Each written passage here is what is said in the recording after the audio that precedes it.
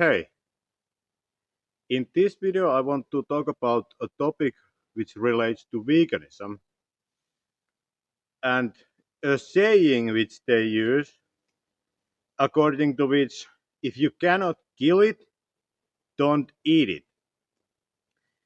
And I have 2 points on this topic and then a separate additional topic I want to cover which I also think relates to this.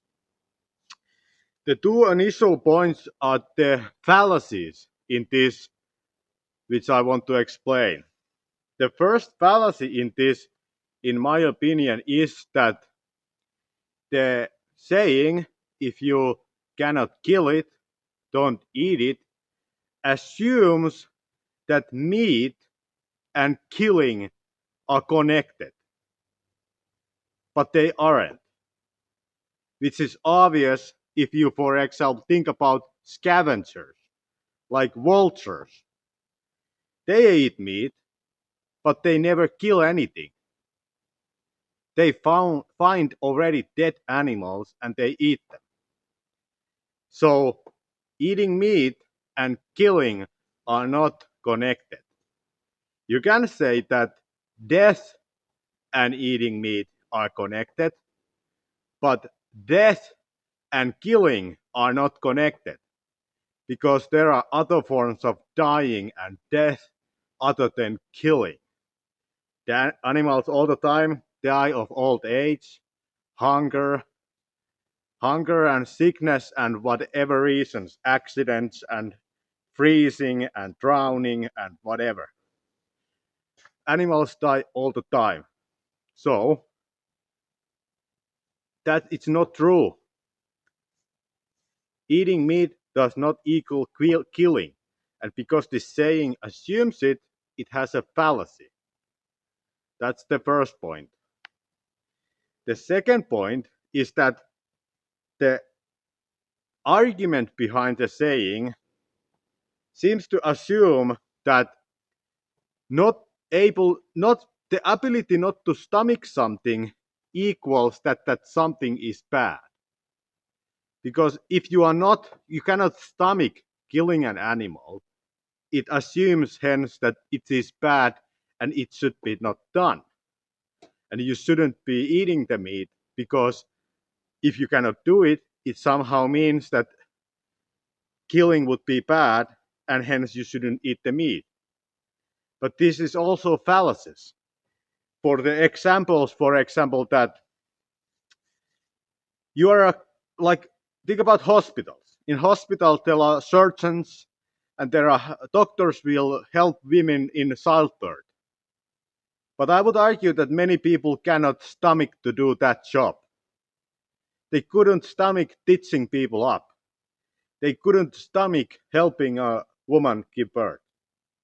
And similarly, in the dirty jobs, there are jobs in which you are shoveling manure, like animal shit or even human shit in some pipes. And I would argue many people couldn't stomach doing these jobs.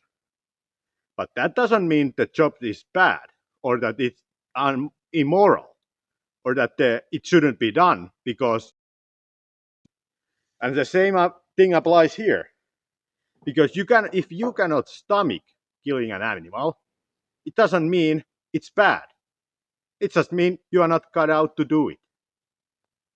And hence the conclusion doesn't follow that you shouldn't eat meat. Because why shouldn't you eat meat if the killing not being bad?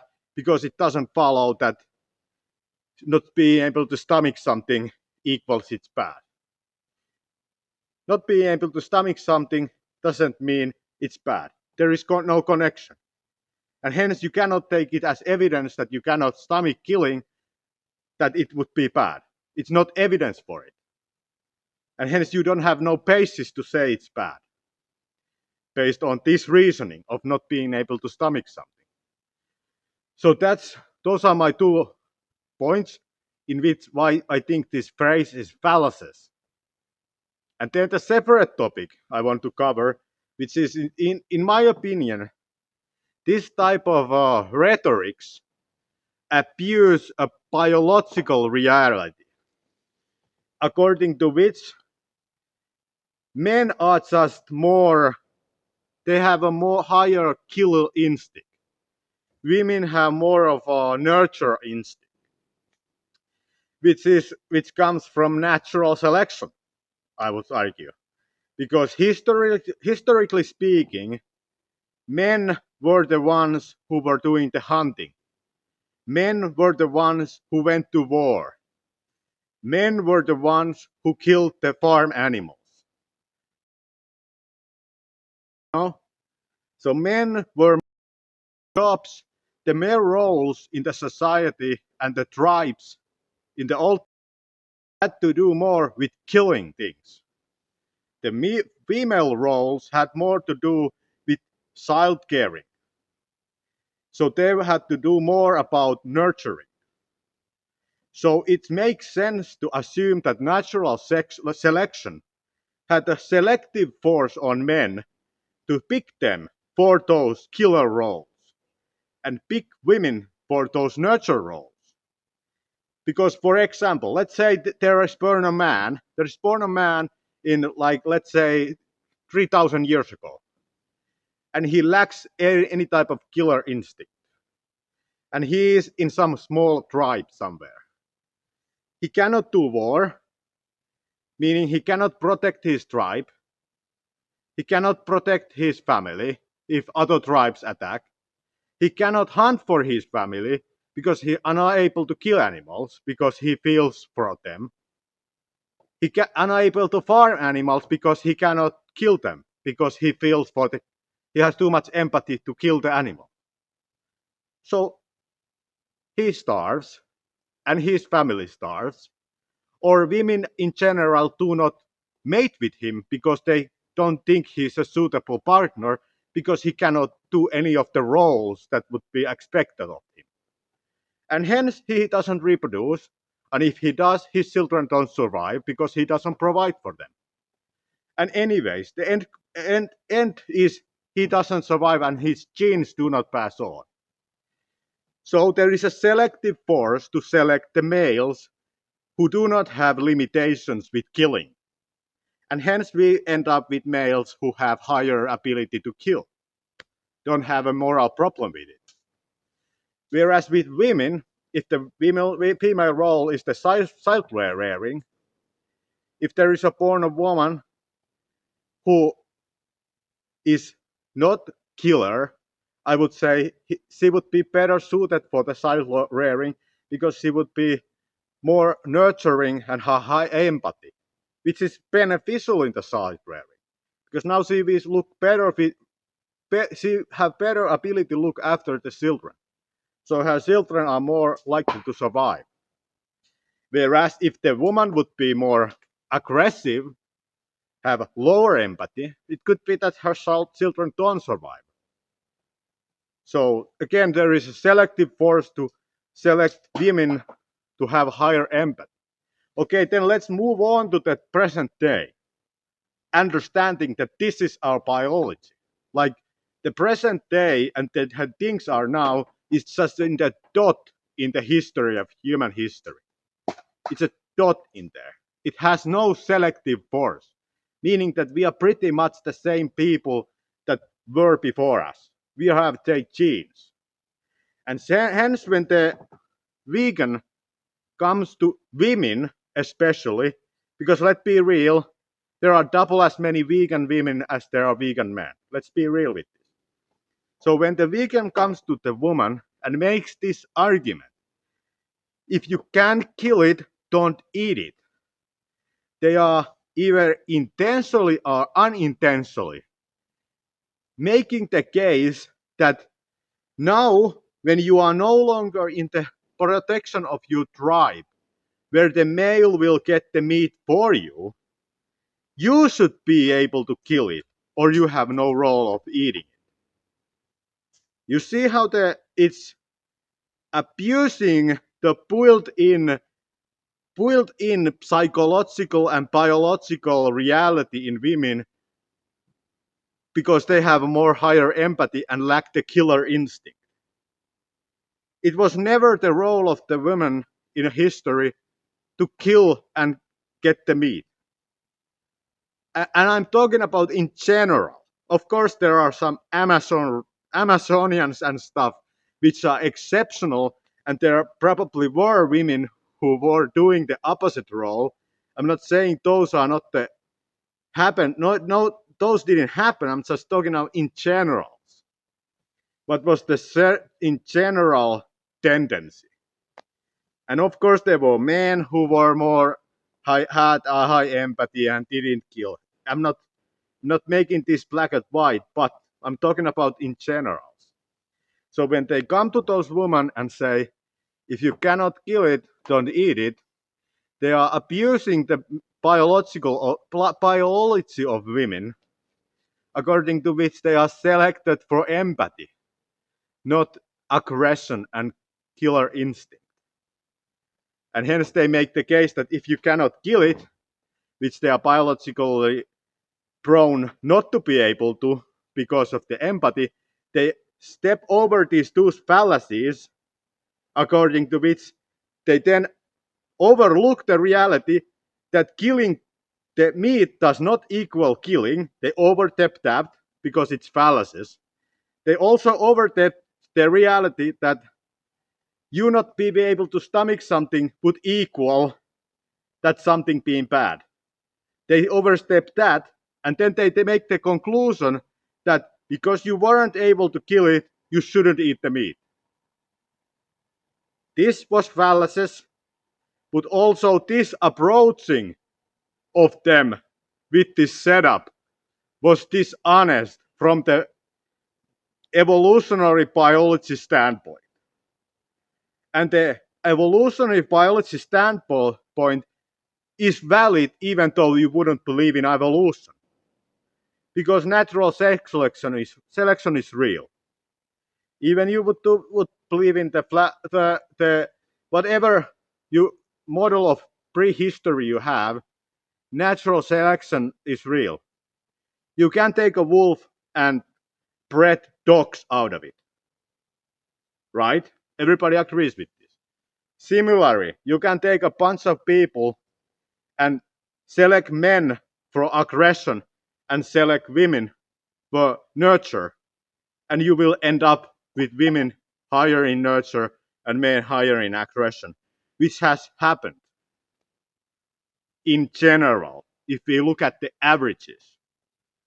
And hence, this whole setup, I feel like, is dishonest in two different ways. First, there is the biological reality of men versus women, but then there is also the logical reality of the whole argument not being logical, it having two fallacies.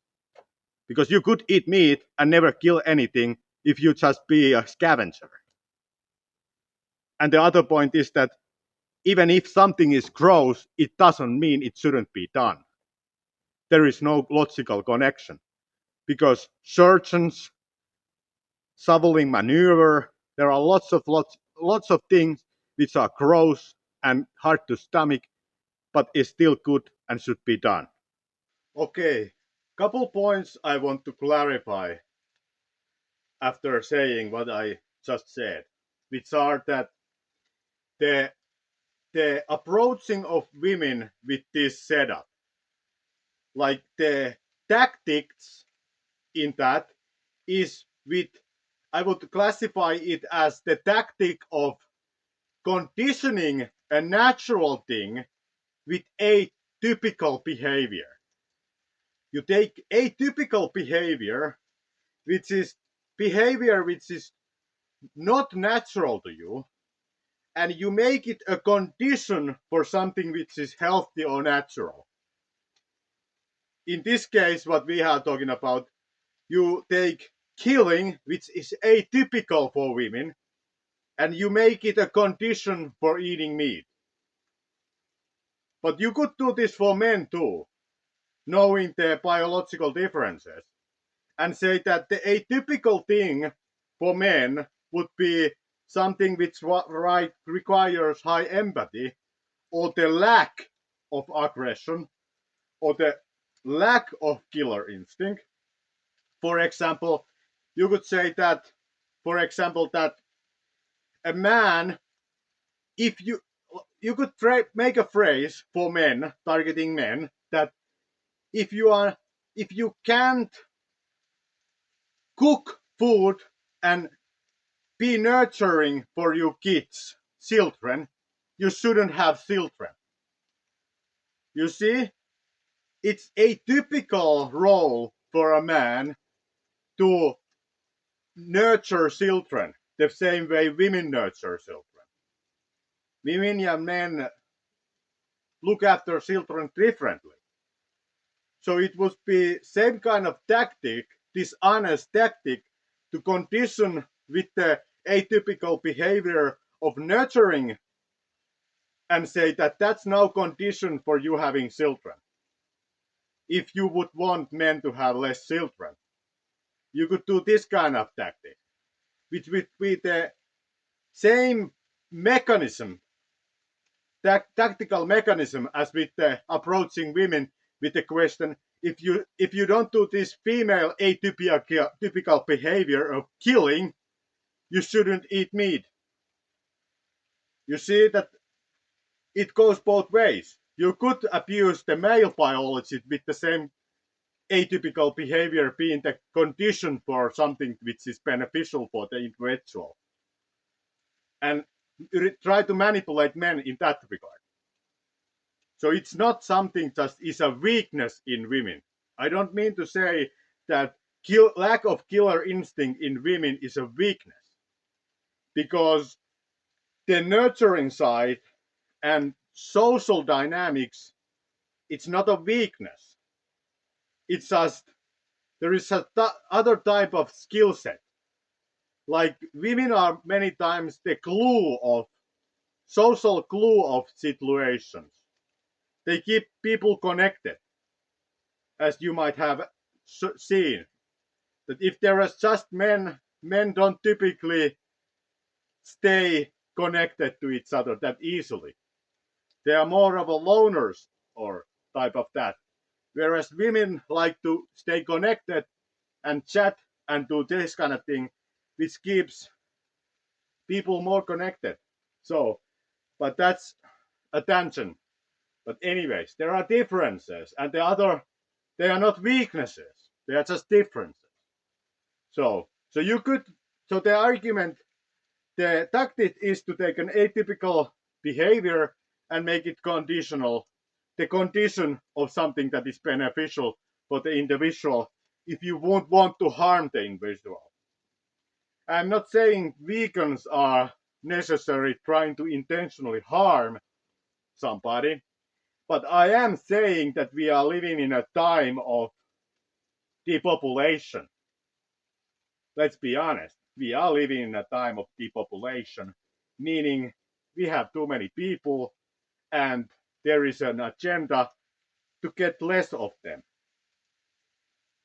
And you can read between the lines what might be needed to happen for that to come about. Anyways, I digress.